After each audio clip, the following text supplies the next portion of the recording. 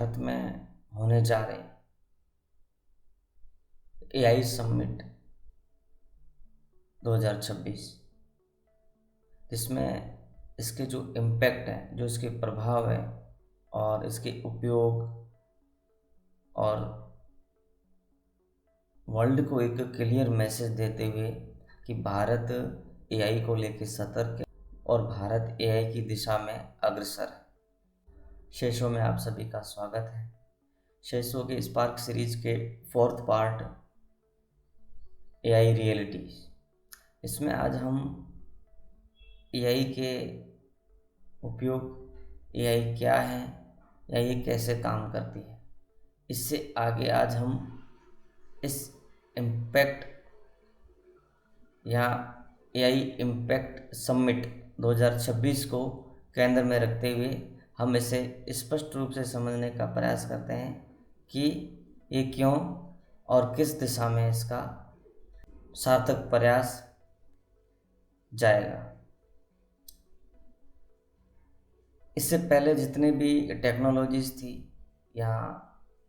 तकनीकी में जो कुछ भी हो रहा था,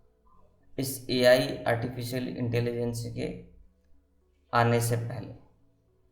तो उसमें इतना बड़ा समिट या ऐसा कुछ करने की कोई आवश्यकता नहीं थी, नहीं कुछ ऐसा था। लेकिन एक ऐसी टेक्नोलॉजी जिस पर इससे पहले 3 समिट और हो चुके हैं और ये 4th समिट है। ऐसे छोटे समिट तो होते रहते, लेकिन अगर ग्लोबल लेवल पे देखा जाए तो शायद ये 4th समिट है। ये इस बात की ओर हमें इशारा करता है या इस बात को स्पष्ट करता है कि एआई टेक्नोलॉजी या आर्टिफिशियल इंटेलिजेंसी कोई साधारण टेक्नोलॉजी नहीं है। इसमें इतनी क्षमता है कि ये आप यूँ कह सकते हो कि इसकी शायद ही कोई क्षमता हो। इससे क्या लाभ हो सकता है और क्या नुकसान हो सकता है, दोनों अपनी ओर से आगे हैं। इसके लाभ जितने हैं उतने इसके नुकसान भी हैं। अगर ये नियंत्रित रूप से काम में लिया जाए, कंट्रोल्ड एआई कहते हैं इसको, तो ये विश्व के कल्याण के लिए, लाभ के लिए ये इससे उपयुक्त कुछ हो ही नहीं सकता। लेकिन अगर इसके इसके बैक साइड की बात करें या डार्क साइड, उसमें इसके दुरुपयोग से, अर्थात कि इसका उपयोग गलत तरीके से या गलत कार्यों में के लिए किया जाए, तो ये एक इसका बैड पॉइंट या डार्क पॉइंट हम कह सकते हैं। इन चीज़ों को पीछे छोड़ते हुए और इसकी महत्ता को समझते हुए और इसका देश हित में उपयोग कैसे हो,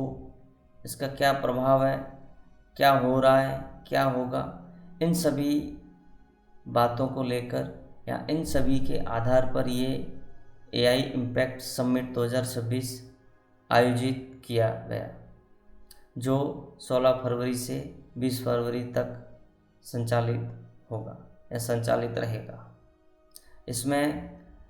देश भर के टेक कंपनियों के सीईओ और एआई इम्पैक्ट से या एआई से संबंधित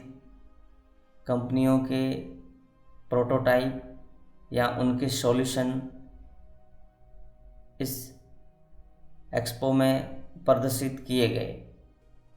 जिसमें ऐसे बहुत सारे मॉडल्स या ऐसे बहुत सारे समाधान जो एआई टेक्नोलॉजी पर डिपेंड है, और उसमें लगभग कवर किया गया जिनका समाधान एआई से पॉसिबल है की प्रदर्शनी की। इसके अलावा इस समिट में भारत के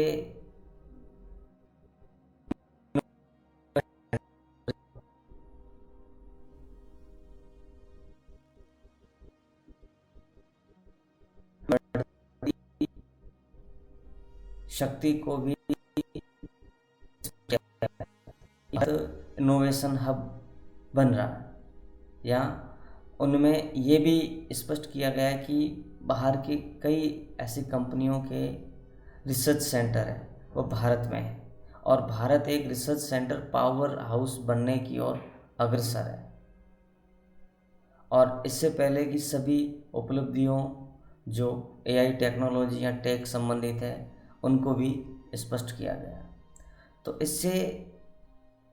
हम ये बात बड़ी आसानी से समझ सकते हैं या स्पष्ट रूप से देख सकते हैं कि भारत टेक्नोलॉजी या तकनीकी विकास में आगे बढ़ रहा है, और इस एआई टेक्नोलॉजी को भारत ने सीरियस लेकर इस समिट का आयोजन किया है। और भारत जैसे विकासशील देश के लिए ये टेक्नोलॉजी एक वरदान साबित हो सकती है अगर इसका नियंत्रित उपयोग किया जाए। इस टेक्नोलॉजी का अगर उपयोग हम देखें तो जो गवर्नमेंट है उसके सभी कार्यों में इसका बहुत अच्छा उपयोग हो सकता है, क्योंकि इस टेक्नोलॉजी से जो त्रुटियां हैं और जहां पर बेसिक मानवीय समझ की आवश्यकता होती थी, वहाँ पर इस टेक्नोलॉजी को अगर इनेबल्ड किया जाए तो ऐसे बहुत सारे निर्णय या ऐसी चीज़ें जो सामान्य आधार पर ली जा सकती है वो एआई के द्वारा ली जाएगी। तो इससे मानवीय त्रुटियां जो पहले जानबूझकर होती थी वो नहीं हो पाएगी, उसकी संभावना पूरी तरह कम हो सकती है। और इससे ऐसे बहुत सारे लाभ हो सकते हैं जिनकी हम यहाँ संख्या काउंट नहीं कर रहे हैं, या आप ये कह सकते हो कि ये बहुत लाभदायक सिद्ध हो सकता है कि अगर इसको नियंत्रित रूप से इसका उपयोग, इसका विकास और इसके भविष्य पर विचार केंद्रित कर इसको विकसित किया जाए। तो इनके फैक्ट के लिए न्यूज़ चैनल्स वगैरह से आप जानकारी प्राप्त कर सकते हैं कि इस इम्पैक्ट में क्या हुआ क्या नहीं हुआ, और शेषों विषय तथ्यों को केवल स्पष्ट करता है। शेषों के स्पार्क सीरीज के पहले के भाग में आप देख सकते हैं कि उसमें एआई के बारे में स्पष्टीकरण उसमें किया गया है, और शेषों के आरंभ होने के परिचय कड़ी के एआई क्या है, इस भाग में आप एआई के जटिल पहलू